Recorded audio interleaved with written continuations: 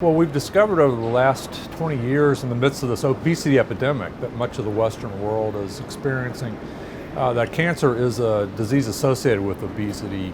That we've identified at least 15 cancers now that have been significantly associated with being obese. And so that's the problem. And with the high prevalence of obesity, this is really becoming an issue. We're expecting people talk about a tsunami of obesity-related cancers unless we can come up with some prevention approaches to offset this link. And much of the work has been in terms of risk of developing cancer. We're seeing also a major issue with obesity driving a poor response to many therapies. And so individuals that develop cancer and are obese are experiencing really a less effective therapeutic response very often. So this is another part, sort of understudied part of the obesity epidemic and the link with cancer. We've learned a lot about mechanisms and how obesity may be affecting cancer risk and progression, and starting to learn about how it's affecting the therapeutic response as well. You can kind of divide those mechanisms into kind of three buckets, if you will.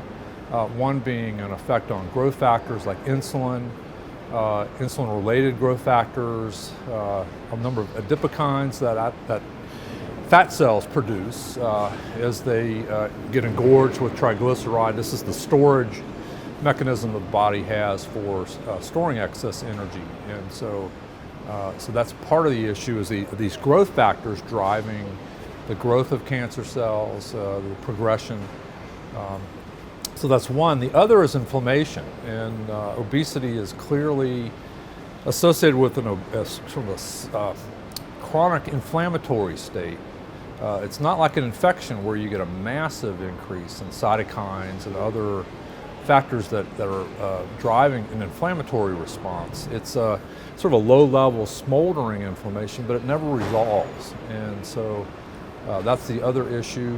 This has impacts not only in terms of developing cancer, but there's also a situation with a poor immune response.